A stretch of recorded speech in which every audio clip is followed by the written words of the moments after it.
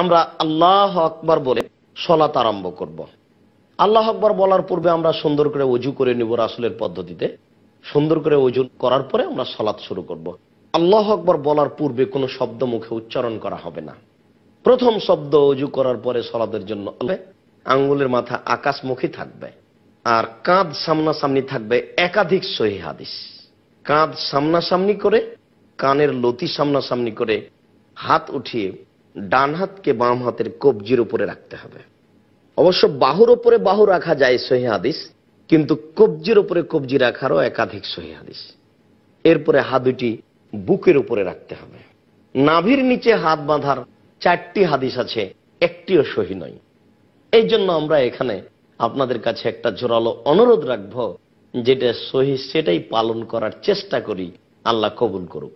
এভাবে বুকে হাত বাঁধার পরে সর্বপ্রথম আমাদের সেটা হচ্ছে দোয়া, যেই দোয়াতে আল্লাহ তাআলা সন্তুষ্ট হবেন। দোয়া অনেক আছে, আমরা বলতে পারি সুবহানাকা আল্লাহুম্মা ওয়া বিহামদিকা ওয়া তাবারাকা ইসমুকা ওয়া তাআলা জাদ্দুকা ওয়া লা ইলাহা গায়রুক, এই বাক্য আমরা বলতে পারি। অবশ্য এটাও আমরা দোয়া বলতে পারি, খুব গুরুত্বপূর্ণ তথ্যবহুল দোয়া। আল্লাহুম্মা বা'ইদ বাইনি ওয়া বাইনা খাতায়ায়া কামা বা'আদতা বাইনাল মাশরিক ওয়াল মাগরিব। আল্লাহ, তুমি আমাকে আর আমার পাপকে অত দূরত্বে রাখো, পূর্ব এবং পশ্চিমকে তুমি যত দূরত্বে রেখেছো। আল্লাহুম্মা নাক্কিনি মিনাল খাতায়া কামা ইউনাক্কা সাওবুল আবিজ মিনাদ দানাস। আল্লাহ, তুমি আমার পাপকে ধুয়ে পরিষ্কার করে দাও, যেমন ভাবে সাদা কাপড়কে ময়লা থেকে ধুয়ে পরিষ্কার করা হয়। আল্লাহুম্মা গসিল খাতায়া বিল মাই ওয়াস সালজি ওয়াল বারাদ। আল্লাহ, তুমি আমার পাপকে একেবারে তুষার দিয়ে, বরফ দিয়ে ধুয়ে পরিষ্কার করে দাও। এই দোয়া পড়ার পরে আমরা বলবো আউযু বিল্লাহি মিনাশ শাইতানির রাজিম, মারদুদ বিতাড়িত শয়তান থেকে পরিত্রাণ চাচ্ছি। বিসমিল্লাহির রহমানির রহিম, পরম দাতা দয়ালুর নামে আরম্ভ করছি।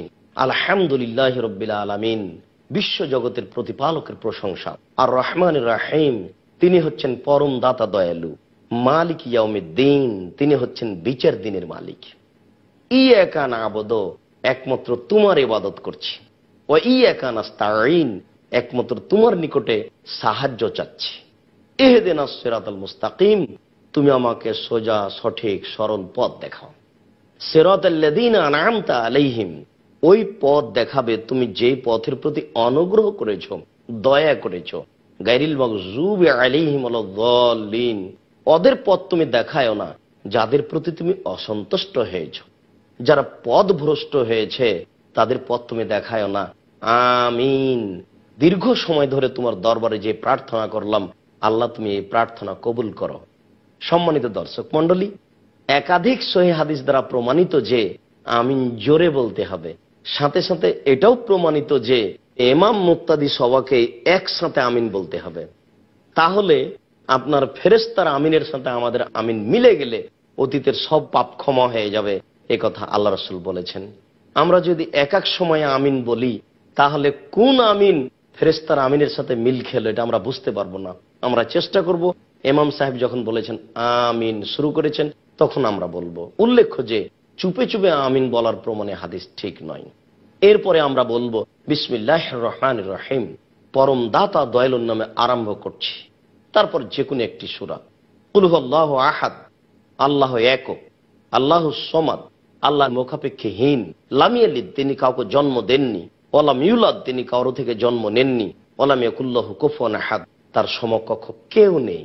এই বলে হাত খুলে আল্লাহু আকবার বলে হাত ওই পর্যন্ত উঠাবো।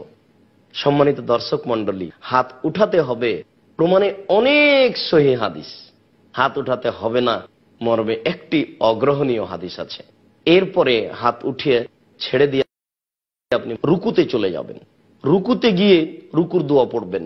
সম্মানিত দর্শক মণ্ডলী, রুকুর বিষয়টি হচ্ছে এই যে হাত হাঁটুর উপরে রাখতে হবে এমন ভাবে যাতে করে এই দুটো একেবারে লম্বা, হাতটা যেন সোজা হয়ে থাকে, মধ্যে যেন একটু উঁচু না থাকে। দেখবেন না অনেকে রুকু করে কিন্তু বুঝতে পারে না সে কিভাবে করতে হবে, বা জানতে চায় না কিভাবে করতে হবে। অনেক নারীকে দেখা যায় যে বাঁকা হয়ে হাত দুটি শুধু হাঁটুর উপরে রেখে দিয়েছে। জি না, কোমর থেকে নিয়ে সামনের ওজন সম্পূর্ণ হাতের উপরে থাকবে, আর হাত দুটি একবারে রডের মতো সোজা হয়ে থাকবে। আঙ্গুলগুলি খোলা খোলা থাকবে। আঙ্গুলগুলি খোলা অবস্থায় পিঠে লম্বা হাট একেবারে সোজা অবস্থায় আপনি বলুন সুবহান রাব্বিয়াল আযীম, উঁচু আল্লাহর পবিত্রতা বর্ণনা করছি। সুবহান রাব্বিয়াল আযীম যতবার আপনার ইচ্ছা বলতে থাকেন। নইলে আপনি বলুন সুবহানাকা আল্লাহুম্মা রাব্বানা ওয়া বিহামদিকা আল্লাহুম্মা গফিরলি, হে আল্লাহ তোমার পবিত্রতা বর্ণনা করছি তোমার প্রশংসা সহকারে, তুমি আমাকে ক্ষমা করো। নইলে আপনি বলবেন সুবহুন কুদ্দুস, তুমি ফেরেশতার প্রতিপালক, তুমি জিবরাইলের প্রতিপালক। আপনি এই দোয়া পড়তে পারেন। অনেক দোয়া, লাকাল হামদ হামদান কাসিরান তাইবান মুবারাকান ফি। আল্লাহ ওই লোকের প্রশংসা শুনলো যে তার প্রশংসা করলো, খুব তার প্রশংসা, বরকতময় তার প্রশংসা। পবিত্র সিজদায় যাওয়ার বিষয়টি আমরা একটু আরো ভালোভাবে দেখি। আমরা জানি সিজদের বিষয়টি আমাদের দেশে অনেক মহিলা বৈঠকে এইভাবে বলা হয় যে বুবু তেমন একবারে পড়ে গিয়ে বুককে উরুর সাথে লাগিয়ে আঁটো সাঁটো হয়ে সিজদা করিও বুবু, এই কথা আল্লাহ রাসূল বলেননি। বরং তিনি বলেছেন সিজদার সময়তে বুকের নিচ দিয়ে যেন ছাগল। নারী পুরুষের সলাতের ব্যাপারে আল্লাহ রাসূল কোনো পার্থক্য করেননি। তিনি বলেননি যে নারীর সলাত এইরূপ আর পুরুষের সলাত এইরূপ। সম্মানিত দর্শক মণ্ডলী, আমরা শুনেছি যে অনেকে এইভাবে সিজদা করতে বলেন। তারা মনে করে যে এত বড় অপছন্দ কথার কি প্রয়োজন আছে বলেন তো? একজন মহিলা চাদর গায়ে দিয়ে আছে, পারে কি করে? এটা হতে পারে কি করে? এটা কি একটা অবাস্তব ব্যাপার নয়? সম্মানিত দর্শক মণ্ডলী, আমরা কিছু সময়ের জন্য বিরতিতে যাচ্ছি। আসসালামু আলাইকুম ওয়া রাহমাতুল্লাহ। সম্মানিত দর্শক মণ্ডলী, আমরা সিজদার ব্যাপারে কিছু কথা বলছিলাম এবং আমাদের দেশের একটা প্রচলিত পদ্ধতির কথা বলছিলাম যে আমাদের দেশের মহিলারা বলে যে বুবু এভাবে সিজদা করতে হবে, নইলে পর্দার ব্যাঘাত ঘটবে। এটা একটা নেহায়াত অন্যায় কথা। সাথে সাথে বুককে উরুর সাথে লাগিয়ে সিজদা করার প্রমাণে 4টি জালজয়ী হাদিস আছে যেগুলি আমলযোগ্য নয়। কাজেই কোনো নারীর জন্য কখনোই এটা শোভনীয় নয় যে বুককে উরুর সাথে লাগিয়ে সিজদা করবে। বুককে উরু থেকে পৃথক করেই সিজদা করতে হবে, এটাই শরীয়ত। নিতম্ব কিছু মাটি থেকে উঁচু হয়ে থাকবে এবং কোনই দুই পাশে উঠে থাকবে যাতে করে কোনয়ের পাশ দিয়ে ছাগলের বাচ্চা বের হতে পারে, এটাই বিধান, এটাই রাসূলের নীতি। আয়েশা রাদিয়াল্লাহু তাআলা আনহাকে পৃথক করে সিজদা করার কোন নিয়ম আল্লাহ রাসূল বলেননি। সিজদার ব্যাপারে আমরা এভাবে সতর্ক থাকবো যে ওই সময়তে আঙ্গুলগুলি থাকবে জমা জমা, আঙ্গুলের মাথা থাকবে পশ্চিমমুখী, কোণে দুটি উঠে থাকবে, দুই হাতের মাঝে থাকবে নাক ও কপাল। আল্লাহ রাসূল বলছেন যে উমিরতু আন আসজুদা আলা সাবাতে আযম, আমাকে 7 হাড়ের উপরে সিজদা করতে বলা হয়েছে। নাক কপালে হলো 1, 2 হাত এ হলো 3, 2 হাঁটু এ হলো 5, আর 2 পায়ের বৃদ্ধাঙ্গুল এ হলো 7। সিজদা করার সময়তে এই 7টা অংশ মাটিতে লেগে থাকবে। চুল এবং কাপড়কে জড়িয়ে নিতে নিষেধ করা হয়েছে। এতে আমরা কোনো জায়গায় যেন হাতে বা পায়ে বা কোনো জায়গাতে কাপড় যেন জড়ানো না থাকে, কেননা সবকিছুই সিজদা করতে যাই, এ ব্যাপারে আমরা লক্ষ্য করব। সম্মানিত দর্শক মণ্ডলী, এখানে অবশ্য আরেকটা কথা মনে পড়ে গেল। আমাদের দেশে এটাও বলা হয় নারীদের পক্ষ থেকে মহিলা বৈঠকে যে যখন মহিলারা সলাতে দাঁড়াবে, বুবু যখন তুমি সলাতে দাঁড়াবা তখন 2 পায়ের গোড়ালিকে একসাথে জমা করে দিও। যদি 2 পায়ের গোড়ালিকে পৃথক পৃথক করে রাখো তাহলে লজ্জাস্থানের যোগাযোগ মাটির সাথে হবে, মাটি অভিশাপ করবে। নাউজুবিল্লাহ মিন যালিক। এরকম মন্তব্য শরীয়তের উপরে একটা নেহায়াত অন্যায় অপবাদমূলক মন্তব্য। রাসূল সাল্লাল্লাহু আলাইহি ওয়াসাল্লাম এরকম কিছু বলেননি। দাঁড়ানোর সময়তে 2 পায়ের মাঝে ফাঁকা থাকবে, তার শরীরের গতির ভারসাম্য বজায় রেখে যতটুকু ফাঁকা রাখা প্রয়োজন ঠিক এই পরিমাণ ফাঁকা রেখে সে দাঁড়াবে। আর 2 জন দাঁড়ালে পাশাপাশি দাঁড়িয়ে পায়ের সাথে পা মিলিয়ে টাকনোর সাথে টাকনো মিলিয়ে সম্ভবপর যতটুকু 2 পায়ের মাঝে ফাঁকা রাখতে হয় ততটুকু রেখে দাঁড়াবে, এটাই হলো শরীয়ত। এরপর দোয়া বলবে সুবহান রাব্বিয়াল আলা, সুবহান রাব্বিয়াল আলা, সুবহান রাব্বিয়াল আলা। 3 বার বলতে পারে, একাধিকবার বলতে পারে। অবশ্য 5 বার 10 বারের কোনো বর্ণনা ঠিক নয়। মানুষ তার পরিস্থিতি অনুযায়ী বলবে আমি উঁচু আল্লাহর পবিত্রতা বর্ণনা করছি, আমি উঁচু আল্লাহর পবিত্রতা বর্ণনা করছি। নইলে সে বলতে পারে সুবহানাকা আল্লাহুম্মা রাব্বানা ওয়া বিহামদিকা আল্লাহুম্মা গফিরলি। সম্মানিত দর্শক মণ্ডলী, সিজদা থেকে উঠে আমরা বলবো আল্লাহুম্মা গফিরলি ওয়ারহামনি ওয়াহদিনি ওয়াগফিরনি ওয়ারযুকনি। হে আল্লাহ, তুমি আমাকে হেদায়েত দান করো, আমাকে খেতে দাও, আল্লাহ তুমি আমার উপর রহমত নাজিল করো। এছাড়া আমরা আরো দোয়া পড়তে পারি, আল্লাহুম্মা গফিরলি, আল্লাহুম্মা গফিরলি, আল্লাহুম্মা গফিরলি, আল্লাহ তুমি ক্ষমা করো, আল্লাহ তুমি ক্ষমা করো, আল্লাহ তুমি ক্ষমা করো। এরপরে আমরা সিজদা থেকে উঠে বসবো, তারপরে আমরা দ্বিতীয় সিজদায় যাব, দ্বিতীয় সিজদা থেকে উঠে আরেক রাকাত পড়ব। সম্মানিত দর্শক মণ্ডলী, আমাদের প্রথম রাকাত থেকে উঠার গতি হচ্ছে এই, সরাসরি উঠে যাব না, সিজদা থেকে উঠে বসতে হবে, বসার পরে উঠতে হবে, এটা হলো পদ্ধতি। আরেক রাকাত পড়লাম, সালামের বৈঠকে বসলাম, অথবা 4 রাকাত পড়লাম, সালামের বৈঠকে বসলাম। প্রত্যেক যেই বৈঠকে সালাম আছে সেই বৈঠকে নিতম্বের উপরে বসা সুন্নাত। অবশ্য যেই সলাতে 2টি বৈঠক আছে সেই সলাতের শেষের বৈঠকে নিতম্বের উপরে বসার কথাও বলা হয়েছে। তো হাদিসে এভাবে এসেছে, প্রত্যেক যে সলাতে সালাম রয়েছে সেই সলাতে নিতম্বের উপরে বসবে। অর্থাৎ 1 রাকাত এভাবে পড়লাম, আর 1 রাকাত পড়ে বা আর 2 রাকাত পড়ে বা যখন 4 রাকাত হলো, যাতে আমার সালাম বাম পাকে ডান পায়ের দিকে বের করে দিতে হবে আর নিতম্বকে মাটির উপরে রেখে দিয়ে বসতে হবে।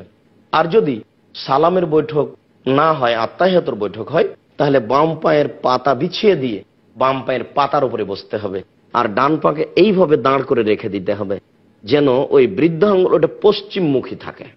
বৃদ্ধাঙ্গুল পশ্চিমমুখী করে ডান পাকে দাঁড় করে রেখে দিতে হবে। আর যদি সালামের বৈঠক হয় তাহলে বাম পা ডান দিকে চলে আসবে আর নিতম্ব মাটির উপর রেখে ডান হাতের আঙ্গুলগুলিকে জমা জমা করে ডান হাঁটুর উপরে রাখতে হবে আর বাম হাতের আঙ্গুলগুলিকে জমা জমা করে বাম হাঁটুর উপরে রাখতে হবে। তবে ডান হাতের আঙ্গুলের রাখার বিষয়টি এইরূপ। সম্মানিত দর্শক মণ্ডলী, একটু দেখুন তো আমরা স্পষ্ট বুঝতে পারি কিনা। প্রথম 2টি আঙ্গুলকে আমরা জমা করি, কনিষ্ঠ এবং তার পরের আঙ্গুল। তৃতীয় আঙ্গুলটাকে টেনে নিয়ে এসে বৃদ্ধা আঙ্গুলের পেটটা তার নখের উপরে লাগাই আর বৃদ্ধা আঙ্গুলের পাশের আঙ্গুলটা এভাবে রাখি, দাঁড় করে রাখি। এরপরে হাঁটুর উপরে রেখে দিয়ে এই আঙ্গুলটাকে অবিরাম নড়াতে হবে। সম্মানিত দর্শক মণ্ডলী, ইল্লাল্লাহর সময়তে একবার নড়ানোর প্রথা আমাদের দিকে আছে, আমরা এভাবে সালাত আদায় করে আসছি। ইল্লাল্লাহর সময় একবার আঙ্গুল উঠাতে হবে, এ মর্মে দুনিয়াতে কোনো হাদিস নেই, জাল জয় ভুয়া হাদিসও নেই। এইভাবে হাতের আঙ্গুলগুলি জমা করে নিয়ে এই তৃতীয় আঙ্গুলের নখের উপরে বৃদ্ধা আঙ্গুলটা রেখে আঙ্গুলটা এইভাবে অবিরাম নড়তে হবে, নড়াতে হবে। সম্মানিত দর্শক মণ্ডলী, এটাই কিন্তু সলাতের পদ্ধতি, এর বিকল্প পদ্ধতি নেই। এইভাবে আপনি স্বাভাবিক গতিতে ধীর গতিতে নড়াবেন আর বলবেন, আত্তাহিয়াতু লিল্লাহি ওয়াস সালাওয়াতু ওয়াত তাইয়্যিবাতু, সমস্ত ইবাদত আল্লাহর জন্য। আসসালামু আলাইকা ওয়া আলা ইবাদিল্লাহিস সলিহিন, শান্তি অবতীর্ণ হোক মুহাম্মদ সাল্লাল্লাহু আলাইহি সাল্লামের উপরে এবং ভালো মানুষের উপরে। আশহাদু আল্লা ইলাহা ইল্লাল্লাহ ওয়া আশহাদু আন্না মুহাম্মাদান আবদুহু ওয়া রাসূলুহু, আমি সাক্ষ্য দিচ্ছি আল্লাহ ব্যতীত কোনো মাবুদ নাই, আমি সাক্ষ্য দিচ্ছি মুহাম্মদ আল্লাহর রাসূল। এরপরে দুরূদ, আল্লাহুম্মা সাল্লি আলা মুহাম্মাদিন ওয়া আলা আলি মুহাম্মাদ কামা সাল্লাইতা আলা ইব্রাহিম ওয়া আলা আলি ইব্রাহিম ইন্নাকা হামিদুম মাজিদ। হে আল্লাহ, তুমি মুহাম্মদ সাল্লাল্লাহু আলাইহি সাল্লাম এবং তার বংশধরের প্রতি শান্তি অবতীর্ণ করো, যেমন ভাবে ইব্রাহিম আলাইহিস সালাম ও তার বংশধরের প্রতি শান্তি অবতীর্ণ করেছিলেন। তুমি প্রশংসনীয়, তুমি জ্ঞানী। আল্লাহুম্মা বারিক আলা মুহাম্মাদিন ওয়া আলা আলি মুহাম্মাদ কামা বারাকতা আলা ইব্রাহিম ওয়া আলা আলি ইব্রাহিম ইন্নাকা হামিদুম মাজিদ। হে আল্লাহ, তুমি মুহাম্মদ সাল্লাল্লাহু আলাইহি সাল্লাম এবং তার বংশধরের প্রতি বরকত নাজিল করো, যেমন ভাবে ইব্রাহিম। সম্মানিত দর্শক মণ্ডলী, এবার আমরা আমাদের দোয়ার ব্যাপারে ইচ্ছায় চলে এসেছি। প্রথমে আত্তাহিয়াত পড়ার পরে দুরূদ পড়তে হবে। দুরূদ পড়ার পরে এবার যে যত দোয়া পড়তে পারে, কোরআন মাজিদের দোয়া হোক আর হাদিসের দোয়া হোক, আল্লাহ রাসূল অনুমতি দিয়েছেন, আমাদের যার যা প্রয়োজন সে অনুযায়ী আমরা দোয়া পড়ব। আমরা গুরুত্বপূর্ণ দোয়া হিসেবে এভাবে জানি, আল্লাহুম্মা ইন্নী যালামতু নাফসি যুলমান কাসীরা, হে আল্লাহ, আমি আমার আত্মার প্রতি খুব অন্যায় করেছি, অত্যাচার করেছি, ফাগফিরলি, তুমি আমাকে ক্ষমা করো, মাগফিরাতাম মিন ইনদিক, ক্ষমা একমাত্র তোমার পক্ষ থেকে হয়ে থাকে, ওয়ারহামনি, তুমি আমার প্রতি রহমত নাজিল করো, ওয়া ইন্নাকা আনতাল গাফুরুর রহিম, তুমি হচ্ছে ক্ষমাশীল তুমি হচ্ছে দয়াশীল, তুমি ক্ষমা না করলে, তুমি দয়া না করলে কে করবে? আল্লাহুম্মা ইন্নী আউযু বিকা মিন আযাবি জাহান্নাম, আল্লাহ তোমার নিকটে জাহান্নামের শাস্তি থেকে বাঁচতে চাই। ওয়া আউযু বিকা মিন আযাবিল কবর, তোমার নিকটে আমরা কবরের শাস্তি থেকে বাঁচতে চাই। ওয়া নাউযু বিকা মিন ফিতনাতিল মাসিহিদ দাজ্জাল, আমরা তোমার নিকটে দাজ্জালের ফিতনা থেকে বাঁচতে চাই। ওয়া আউযু বিকা মিন ফিতনাতিল মাহি ওয়াল মামাত, আমরা ইহকালে ও পরকালে যত ফিতনা আছে, যত বিপদ আছে, সব বিপদ থেকে বাঁচতে চাই। আল্লাহুম্মা ইন্নী আউযু বিকা মিনাল মাসামি ওয়াল মাগরাম, আল্লাহ তোমার কাছে আশ্রয় চাই বড় পাপ হতে, তোমার কাছে আশ্রয় চাই কর্জ হতে, জীবনে যেন কোনো কর্জ উপরে না চেপে যায়, এইগুলি থেকে আশ্রয় চাই। সম্মানিত দর্শক মণ্ডলী, আমরা কোরআনের যত দোয়া মুখস্থ আছে সেগুলি আমরা বলতে পারি। গুরুত্বপূর্ণ দোয়া যেমন আমরা বলতে পারি রব্বি ইন্নী যালামতু নাফসি ফাগফিরলি। সারা জীবন মুসা আলাইহিস সালাম বলেছিলেন, প্রতিপালক আমি আমার প্রতি অত্যাচার করেছি, তুমি দয়া করে আমাকে মাফ করো। রব্বি ইন্নী যালামতু নাফসি ফাগফিরলি, প্রতিপালক আমি আমার প্রতি অত্যাচার করেছি, তুমি আমাকে মাফ করো। রব্বানা যালামনা আনফুসানা ওয়া ইল্লাম তাগফির লানা ওয়া তারহামনা লানাকুনান্না মিনাল খাসিরিন। আদম আলাইহিস সালাম এবং তার স্ত্রী দুইজন মিলে বলতে থাকলেন, প্রতিপালক আমরা দুইজন আমাদের প্রতি অত্যাচার করেছি, আমরা নিজেদের প্রতি অন্যায় করেছি, তুমি আমাদের প্রতি দয়া করো, তুমি আমাদেরকে মাফ করো, নইলে আমরা ক্ষতিগ্রস্তদের অন্তর্ভুক্ত হয়ে যাব। মুসা আলাইহিস সালাম বললেন, রব্বিগফির ওয়ারহাম ওয়া আনতা খায়রুর রাহিমিন, প্রতিপালক তুমি দয়া করো, তুমি ক্ষমা করো, তুমি যে বড় দয়াবান, তুমি যে বড় ক্ষমাবান, তুমি ক্ষমা না করলে, তুমি দয়া না করলে কে দয়া করবে, কে ক্ষমা করবে? আপনি বলতে পারেন যে আন্নী মাসানিয়া যুররু ওয়া আনতা আরহামুর রাহিমিন, প্রতিপালক আমি বড় ক্ষতিগ্রস্ত, তুমি বড় দয়াবান, প্রতিপালক আমি বড় অপরাধী, তুমি বড় দয়াবান। আপনি এই আয়াতটাও বলতে পারেন প্রত্যেক সালামের পূর্বে, রব্বানা আতিনা ফিদ দুনিয়া হাসানাতাও ওয়া ফিল আখিরাতি হাসানাতাও ওয়া আকিনা আযাবান নার। হে আল্লাহ তুমি আমাদেরকে ইহকালে কল্যাণ দাও, পরকালে কল্যাণ দাও। আল্লাহ তুমি আমাদেরকে জাহান্নামের কঠোর ও কঠিন শাস্তি থেকে বাঁচাও। আপনারা এই দোয়াটা যখন তখনই বলার চেষ্টা করুন। সম্ভব হলে প্রত্যেক সালাতের সালামের পূর্বে এই আয়াতটা পড়ার চেষ্টা করুন। আল্লাহ রাসূল সালামের পূর্বে এই আয়াতটা পড়তেন, আর তিনি নিজে বেশি বেশি এই দোয়াটাই পড়তেন, রব্বানা আতিনা ফিদ দুনিয়া হাসানাতাও ওয়া ফিল আখিরাতি হাসানাতাও ওয়া আকিনা আযাবান নার। এরপরে আসসালামু আলাইকুম ওয়া রাহমাতুল্লাহ, আসসালামু আলাইকুম ওয়া রাহমাতুল্লাহ। সম্মানিত দর্শক মণ্ডলী, এ হচ্ছে সংক্ষিপ্ত সালাতের বিবরণ। এখন যা হবে তা জিকির, আল্লাহু আকবার, এটা হলো প্রথম জিকির।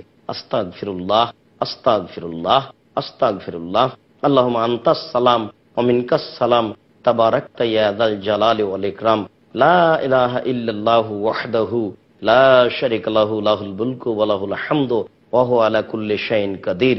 আল্লাহুম্মা লা মানিয়া লিমা আতাইতা ওয়া লা মুতিয়া লিমা মানাতা ওয়া লা ইয়ানফাউ জাল জাদ্দ মিনকাল জাদ। আরো অনেক দোয়া আছে। বিশেষভাবে আয়াতুল কুরসি পড়তে ভুলবেন না। আল্লাহর নবী বলেছেন যে ফরজ সালাতের পরে কেউ যদি আয়াতুল কুরসি পড়ে তাহলেও জান্নাতে চলে গেছে, ঠেকিয়ে রেখেছে তার মরণ, মরলেই জান্নাতে যাবে। সম্মানিত দর্শক মণ্ডলী, সালামের পর আপনারা আয়াতুল কুরসি পড়ুন। আয়াতুল কুরসির পরিণাম হচ্ছে যে মরার পরই পরই জান্নাত।